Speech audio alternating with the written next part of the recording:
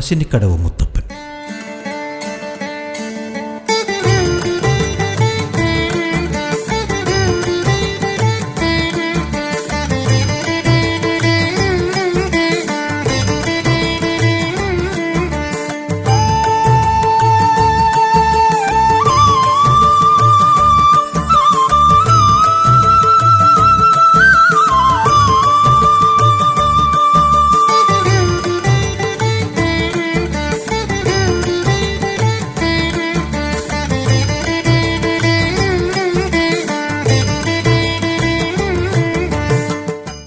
ഉത്തര കേരളത്തിൽ കണ്ണൂർ ജില്ലയിലെ തളിപ്പറമ്പ് താലൂക്കിൽ ആന്തൂർ നഗരസഭയിലെ പറശ്ശിനിക്കടവിൽ വളപട്ടണം നദിക്കരയിലാണ് പറശ്ശിനിക്കടവ് മുത്തപ്പൻ ക്ഷേത്രം സ്ഥിതി ചെയ്യുന്നത്.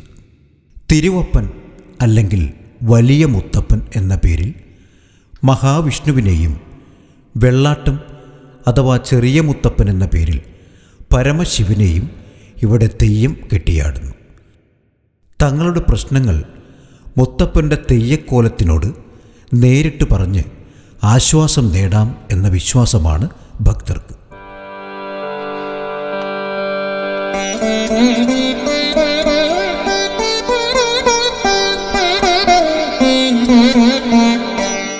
നമസ്കാരം, എൻ്റെ പേര് അക്ഷയ് പി വി. ഞാൻ തലശ്ശേരിയിൽ നിന്ന് വരുന്നു. അപ്പോൾ എനിക്ക് കുറേ സങ്കടങ്ങൾ ഒരുപാട് എന്തെങ്കിലും ബുദ്ധിമുട്ടെല്ലാം വന്നു കഴിഞ്ഞാൽ ഞാൻ ഇവിടെയാണ് വരുത്ത്. അപ്പോൾ മുത്തപ്പനെ കണ്ടു കഴിഞ്ഞാൽ എനിക്കൊരു ആശ്വാസമാണ്. അപ്പോൾ എൻ്റെ ഉള്ള സങ്കടങ്ങളും കാര്യങ്ങളും എന്തായിക്കോട്ടെ, വിഷമങ്ങളായിക്കോട്ടെ, ഇവിടെ വന്ന് പറഞ്ഞു കഴിഞ്ഞാൽ എല്ലാം എനിക്ക് എന്താ പറയുക മനസ്സിനൊരു ആശ്വാസമാണ്. അപ്പോൾ ഇവിടുന്ന് ഇപ്പം നമ്മളെ മാത്രമല്ല, ലോകത്തുള്ള എല്ലാവരും ഇവിടെ വരുന്നുണ്ട്. ഒരു ഫേമസ് ആയ സ്ഥലം കൂടിയാണ്. അപ്പോൾ എല്ലാവരും വരിക, എല്ലാവരും അമ്പലം സന്ദർശിക്കുക. മുത്തപ്പൻ്റെ കൂടെ എപ്പോഴും ഒരു വേട്ടനായ കൂടെ ഉണ്ടായിരുന്നു. അതിനാൽ തന്നെ പറശ്ശിനിക്കടവ് ക്ഷേത്രത്തിൽ നായ്ക്കളെ അതിവിശുദ്ധമായി കണക്കാക്കുന്നു.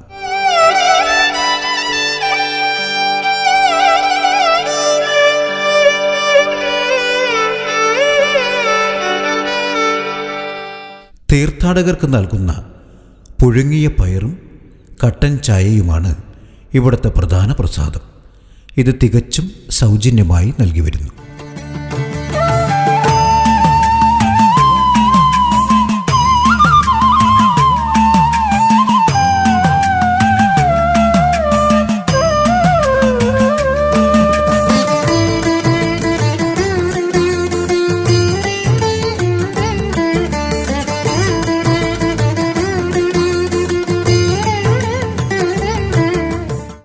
എൻ്റെ പേര് പി എം വിനോദ്. ഞാൻ പറശ്ശിനി മടപ്പര കുടുംബാംഗമാണ്. ഇവിടെ നമ്മുടെ പറശ്ശിനി മടപ്പരയുടെ മറ്റുള്ള അമ്പലം പോലെയല്ല, ഇതൊരു മടപ്പരയാണ്.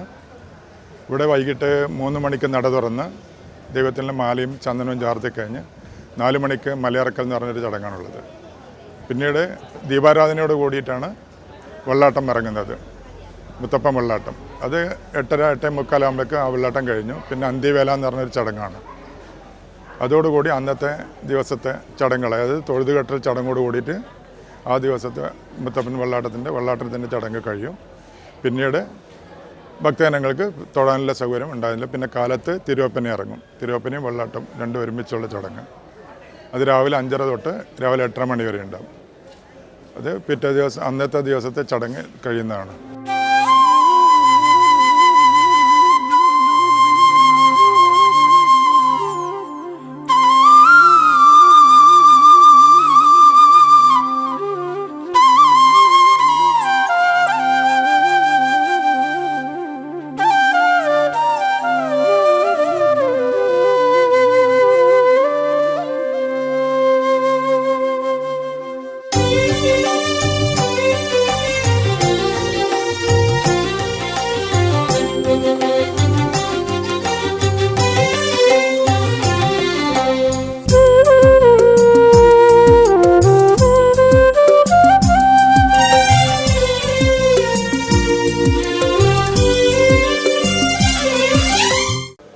ഇവിടെ മുത്തപ്പൻ്റെ വഴിപാട് എന്ന് പറയുന്നത് എല്ലാ വഴിപാടും കൂടി തിരുവപ്പന, കരിങ്കലശം, കൂട്ടംവെള്ളാട്ടം, പൈൻകുറ്റി വെള്ളാട്ടം, കുട്ടികളെ ചോറൂണ്, ഇതെല്ലാം കൂടിയിട്ട് വരുന്നത് തന്നെ. ചോറൂണിന് പുറമെയാണ് 170 എല്ലാ വഴിപാടും കൂടി.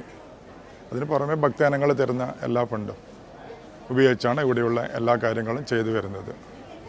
ഇവിടെ കോലം ധരിക്കുന്നത് പെരുവണ്ണാന്മാരാണ്. പെരുവണ്ണാൻ സമുദായത്തിലെ ആൾക്കാരാണ് തിരുവപ്പനെയും വെള്ളാട്ടം കെട്ടി വരുന്നത്. വരാനുള്ള സൗകര്യം എന്ന് പറഞ്ഞാൽ കണ്ണൂർ റെയിൽവേ സ്റ്റേഷനാണെങ്കിൽ കണ്ണൂരാണ്. കണ്ണൂരിൽ നിന്ന് 20 കിലോമീറ്റർ. ബസ് സ്റ്റാൻഡായാലും ഇത് പറശ്ശിനിക്കടവ് ബസ് സ്റ്റാൻഡിലേക്ക് 20 കിലോമീറ്റർ ദൂരമുണ്ട്. തളിപ്പറമ്പ് നിന്നാണെങ്കിൽ 12 കിലോമീറ്ററോളം ദൂരം. ഇവിടുന്ന് കണ്ണൂരേക്ക് 20 കിലോമീറ്റർ. അത് ബസ്സും റെയിലും എല്ലാം ഇതുണ്ട്. റെയിലാണെങ്കിൽ കണ്ണൂർ. വരുന്ന ഭക്തജനങ്ങൾക്ക് പ്രസാദമായിട്ട് രാവിലെ 7:30 തൊട്ട് രാത്രി 8 മണി വരെ ചായയും പയറും കൊടുക്കുന്നതാണ്.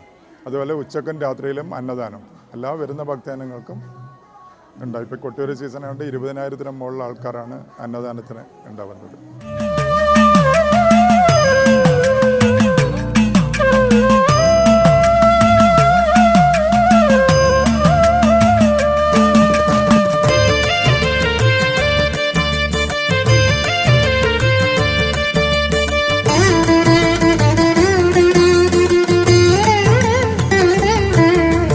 ഇവിടുത്തെ പ്രധാന വഴിപാടുകൾ പയംകുറ്റി, വെള്ളാട്ടം, തിരുവപ്പന എന്നിവയാണ്. തിരുവപ്പന മുത്തപ്പൻ്റെ ദൈവിക രൂപത്തെ ആരാധിക്കുന്നതിനായുള്ള പ്രധാന വഴിപാടാണ്. വെള്ളാട്ടം തെയ്യത്തിൻ്റെ ചെറിയ രൂപവും, പയംകുറ്റി മുത്തപ്പന് കള്ളും ചുട്ട മീനും അർപ്പിച്ച് നടത്തുന്ന പ്രത്യേക ആചാരവുമാണ്.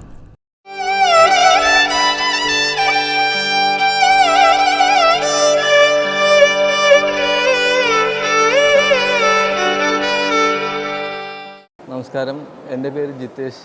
ഞാനിപ്പോൾ ഫാമിലി ആയിട്ട് പറശ്ശിനിക്കടവ് വന്നിട്ടുള്ളതാണ്. എൻ്റെ വീട് കാസർഗോഡാണ്.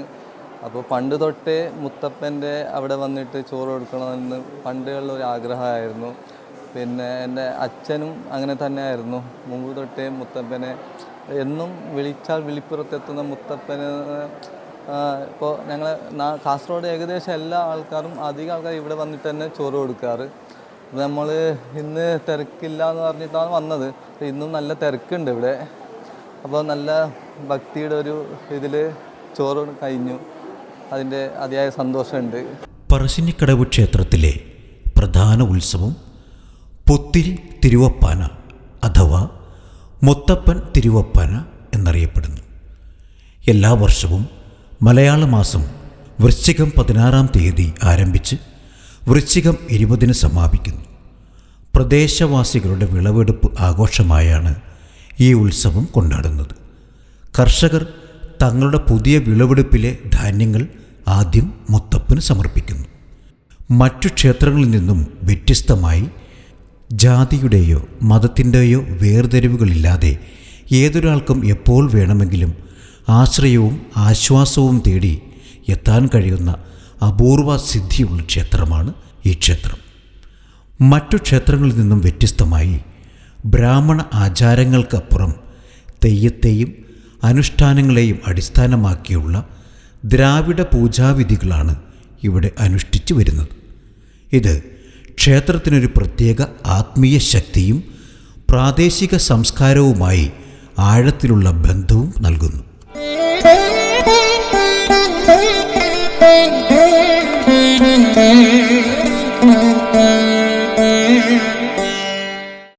എൻ്റെ പേര് ഗീത. ഞങ്ങൾ തിരുവനന്തപുരത്തു നിന്നാണ് വരണത്. അപ്പം രണ്ടാമത്തെ പ്രാവശ്യമാണ് ഞാൻ വരണത്. ഇവരെല്ലാം കൂടുതൽ വന്നിട്ടുണ്ട്. അപ്പം മുത്തപ്പനെ കാണണമെന്നൊരു ഭയങ്കര ആഗ്രഹം ഉണ്ടായിരുന്നു. അതിപ്പോൾ സാധിക്കാൻ പറ്റി. മുത്തപ്പൻ്റെ അനുഗ്രഹം കിട്ടി. എനിക്ക് ഭയങ്കര സന്തോഷമായി.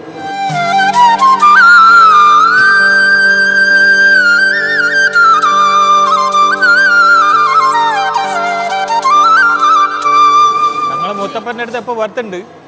എപ്പോൾ വന്നിട്ട് ആഴ്ചയെല്ലാം വരും, ചിലപ്പോൾ മാസം വരും. ഇങ്ങനെ ഇടയ്ക്ക് വരും. നല്ല സ്ഥലം കാണാൻ പറ്റിയ മുത്തപ്പൻ്റെ അടുത്ത് അനുഗ്രഹം കിട്ടും. ആർക്ക് വന്നാലും നല്ല നല്ല അനുഗ്രഹം കിട്ടിയിട്ട് പോവുക. നല്ല പുണ്യം കിട്ടും ഇവിടെ വന്നു കഴിഞ്ഞാൽ മുത്തപ്പൻ്റെ അടുത്ത്.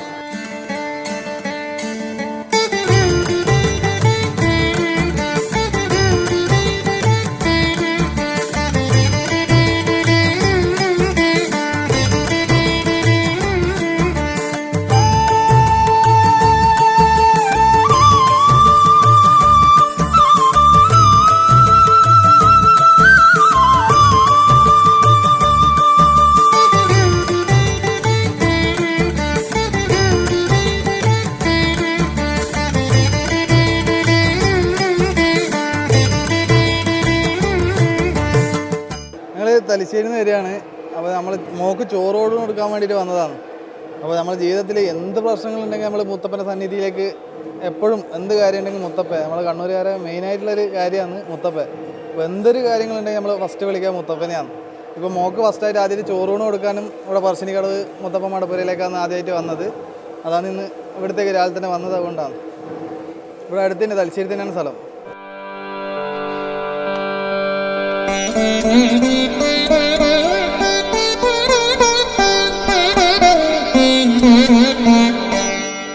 നമ്മൾ മല്ലോട്ട് കുഞ്ഞിമംഗലത്ത് വരുന്നു. സാധാരണ മുത്തപ്പനെടുക്കുക എല്ലാ കാലവും വരാറുണ്ട്. പിന്നെ ഇന്ന് കുഞ്ഞിൻ്റെ ചോറ് ഊണ് കൊടുക്കലായതുകൊണ്ട് ഇന്ന് നേരത്തെ വന്നിട്ട് മുത്തപ്പനെ കണ്ട് തൊഴുത് നമ്മൾ മുത്തപ്പനെടുക്കുക സാധാരണ വന്നിട്ട് മുത്തപ്പന് ദക്ഷിണയും കൊടുത്ത് മുത്തപ്പൻ്റെ അനുഗ്രഹം നമ്മൾ വാങ്ങിക്കാറുണ്ട്.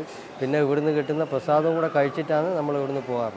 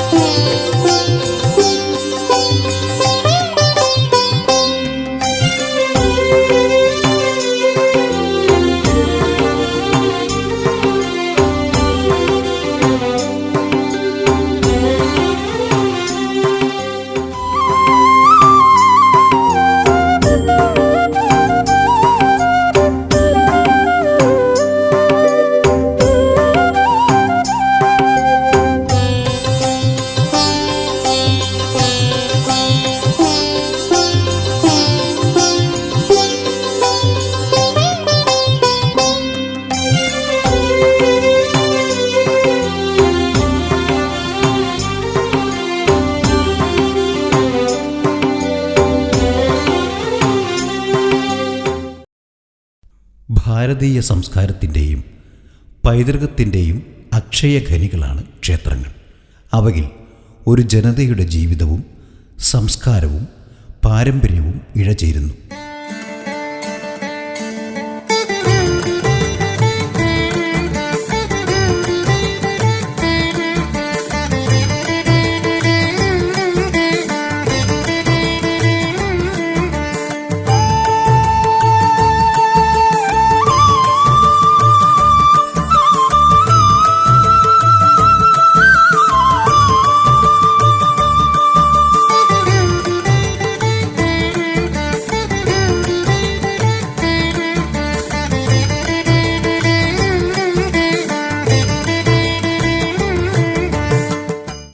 ശതത്തെ ത്രാണനം ചെയ്യുന്നത് ക്ഷേത്രം എന്നതാണ് പ്രമാണം. അതായത് മനസ്സിൻ്റെ മുറിവുകളെ, വ്യഥകളെ ഇല്ലായ്മ ചെയ്യുന്ന പുണ്യസ്ഥാനമാണ് ക്ഷേത്രം. ദേഹം ദേവാലയമായി ചിത്രീകരിച്ചാൽ ജീവൻ ആ ദേവാലയത്തിൻ്റെ ദേവനാണ്. ദേഹത്തിൽ എങ്ങനെയാണോ ജീവൻ, അതുപോലെയാണ് ക്ഷേത്രത്തിൽ ദേവചൈതന്യം. ക്ഷേത്രാരാധനയുടെ പ്രാഥമ ലക്ഷ്യം അവനവനിൽ കുടികൊള്ളുന്ന ഈശ്വര ചൈതന്യത്തെ ഉണർത്തുകയാണ്.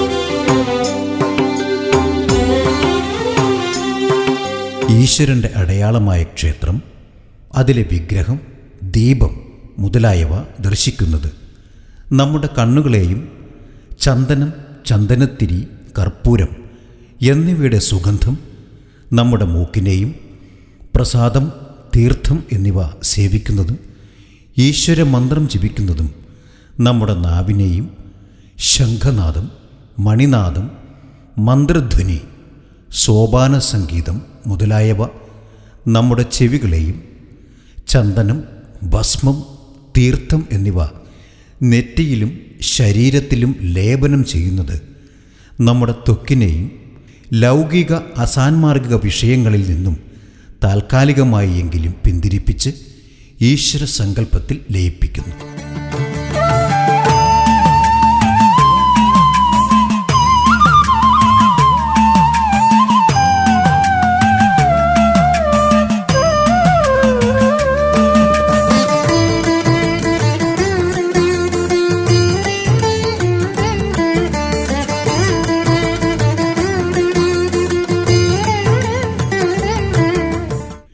കാലം ചെല്ലുമ്പോൾ ക്ഷേത്രദർശനം കൂടാതെ തന്നെ മനസ്സ് ഈശ്വരനിൽ എല്ലായ്പ്പോഴും വർത്തിക്കുന്ന സ്ഥിതിവിശേഷം ഉണ്ടാകുകയും ക്ഷേത്രത്തിൽ മാത്രമല്ലാതെ സർവചരാചരങ്ങളിലും അവസാനം സ്വയം തന്നിലും സർവ്വവ്യാപിയായും പരമാത്മാവുമായ ഈശ്വരൻ്റെ വിശ്വരൂപം ദർശിച്ച് മനുഷ്യൻ മുക്തനാവുകയും ചെയ്യുന്നു.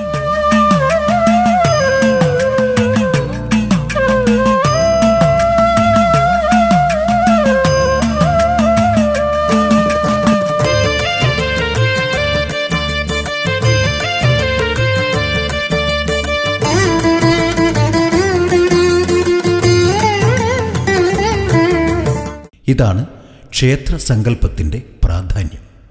ശാസ്ത്രപ്രകാരം ഏറ്റവും അനുയോജ്യമായ സ്ഥലത്ത് പണിത് ദേവപ്രതിഷ്ഠ നടത്തിയ ക്ഷേത്രങ്ങൾ ഒരു നാടിൻ്റെ ജീവൽ നാഡിയാണ്. ഷഡാധാരക്രിയയിലൂടെയാണ് ക്ഷേത്ര നിർമ്മാണവും വിഗ്രഹപ്രതിഷ്ഠയും നിർവഹിക്കുന്നത്. വിഗ്രഹമെന്നാൽ വിശേഷാൽ ഗ്രഹിക്കുന്നതാണെന്നാണ് അർത്ഥം. താന്ത്രിക വിധി ഏറ്റവും കൃത്യമായി പാലിക്കപ്പെട്ട് പ്രതിഷ്ഠിക്കുന്ന വിഗ്രഹത്തിൽ ദേവചൈതന്യം കുടിയേറും.